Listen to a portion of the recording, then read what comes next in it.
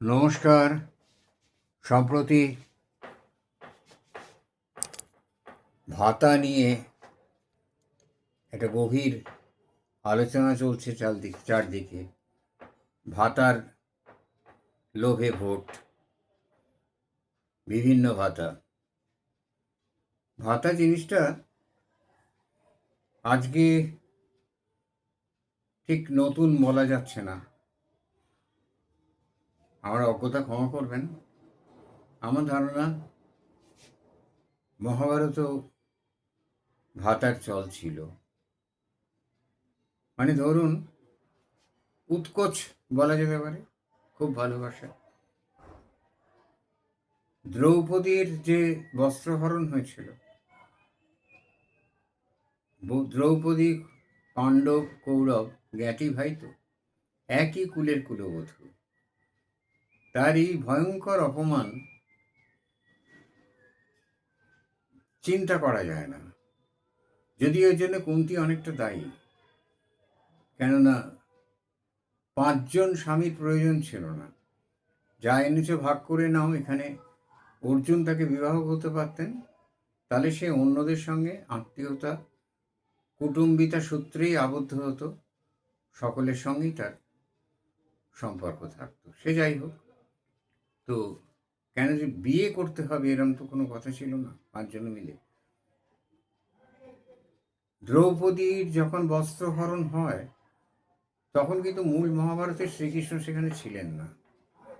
শ্রীকৃষ্ণ তখন বহু দূরে দ্বারকায় কোনো একটি রাজার সঙ্গে যুদ্ধে লিপ্ত ছিলেন। শ্রীকৃষ্ণ সেখানে আসেননি এবং শ্রীকৃষ্ণকে দ্রৌপদী স্মরণ করেছিলেন, কিন্তু দ্রুত ক্রিয়ায় শ্রীকৃষ্ণ নিমন্ত্রিত ছিলেন না। তো দ্রৌপদী যখন বস্ত্রহরণ করছে দুঃশাসন, তখন সেখানে তো সমস্ত কুল, মানে কৌরব কুলগৌরবরা ছিল। মহামতি ভীষ্ম, যাকে মহামতি বলা হয়, কৃপাচার্য, দ্রোণাচার্য, জৈমিনী ছিলেন কিনা আমার মনে নেই, এইরকম মহা পণ্ডিতেরা ছিলেন সেখানে। কুরু, মানে কুরুকুলের রক্ষাকর্তা এরা, স্বয়ং ধৃতরাষ্ট্র। প্রথমত বিকর্ণ, দুর্যোধনের সৎ ভাই, সে ছাড়া কেউ প্রতিবাদ করেনি, আর অন্যেরাও প্রতিবাদ করেননি। এই অত্যন্ত লজ্জাকর দৃশ্য তারা দু চোখ মিলে দেখেছিলেন। কেন জানেন? তারা তো ভাতা ভোগী। কারণ কৌরব রাজা ধৃতরাষ্ট্রের অন্নে প্রতিপালিত অন্নদাস। কারোরই তো আলাদা কোনো রোজগার ছিল না, কেউই তো কোনো স্বাধীনভাবে, সকলেই কুলগুরু, অস্ত্রগুরুও বাড়িতেই থাকতেন, কৌরবদের অন্নেই প্রতিপালিত ভাতা। সুতরাং তারা প্রতিবাদ করার সাহস তাদের ছিল না। যদিও এখানে প্রতিবাদ না করার কারণ দেখিয়েছেন, যুধিষ্ঠির পণ করেছেন, তাকে পণে রেখেছেন ইত্যাদি প্রভৃতি, কিন্তু সমস্ত জিনিসেরই তো একটা সীমা থাকে। সেই সীমা অতিক্রম করে গেলে বোধহয় প্রতিবাদ করাটাই শ্রেয়। আর শ্রীকৃষ্ণ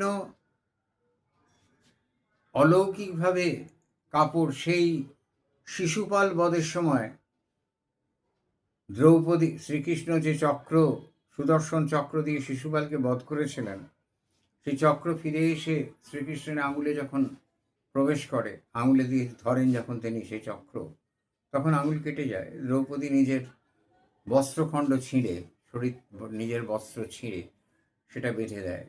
সেই ঋণ শোধ করেন শ্রীকৃষ্ণ।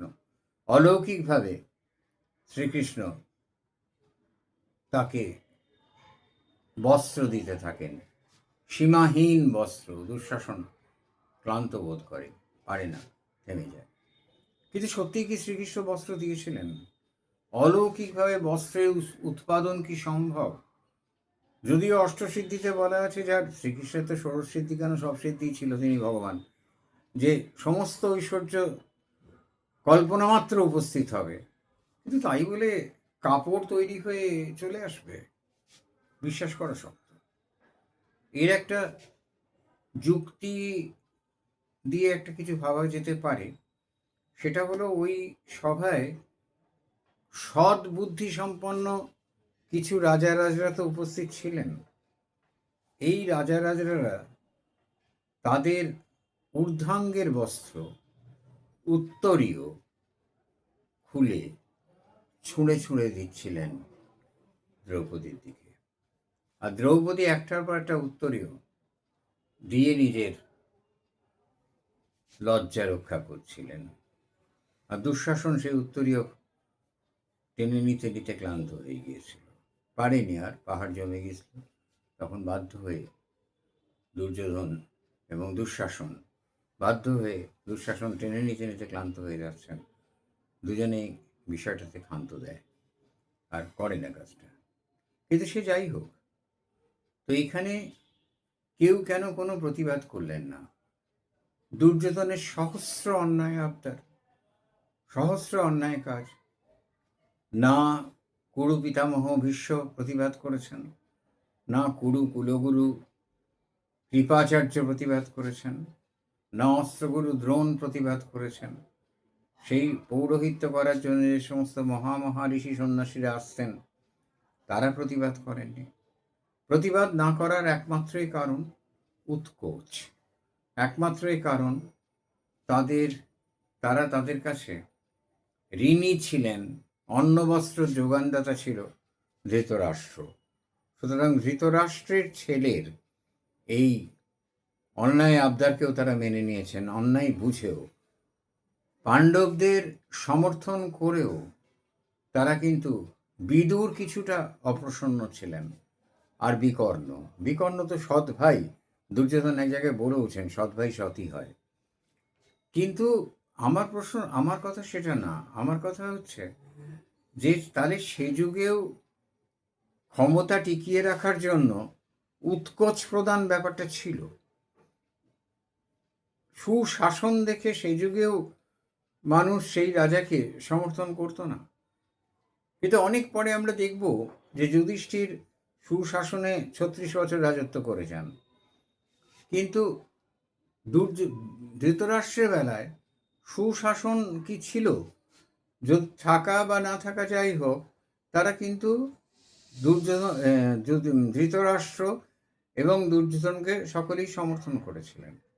আবার মজা দেখুন, যখন দ্রৌপদী যখন সীমা ছাড়িয়ে গেল, সে যখন বলল এইসব ভাতাভোগীদের সামনে থেকে যে আমি দ্রৌপদী, অগ্নিকন্যা ছিলেন তিনি, আমি অভিসম্পাদ দিচ্ছি, তখন কিন্তু গান্ধারী ছুটতে ছুটতে এসে বললেন, না পুত্রী না, অভিশাপ দিও না, নিজের ছেলেদের বাঁচাবার জন্য। তাহলে বুঝতে পারছেন তো, স্বজন পোষণ এবং উৎকোচ। মাফ করবেন, আমি অজ্ঞান, অশিক্ষিত। মহাভারত আমাদের ধর্মগ্রন্থ, আমি মহাভারতকে কটাক্ষ করছি না। একটা গ্রন্থের মাধ্যমে তো সেই যুগের পরিবেশ পরিস্থিতি খুঁজে পাওয়া যায়। আমি সেইটাই বলছি যে এই জিনিসটা দেখে উৎকোচ, স্বজন পোষণ, ভাতা সবগুলোই তাহলে চলেই আসছে। তাহলে কি সেই কথাটাই মেনে নেব? মানব সৃজন করলে দিয়ে মৃত্তিকাতে পাপের ছাপ। নমস্কার।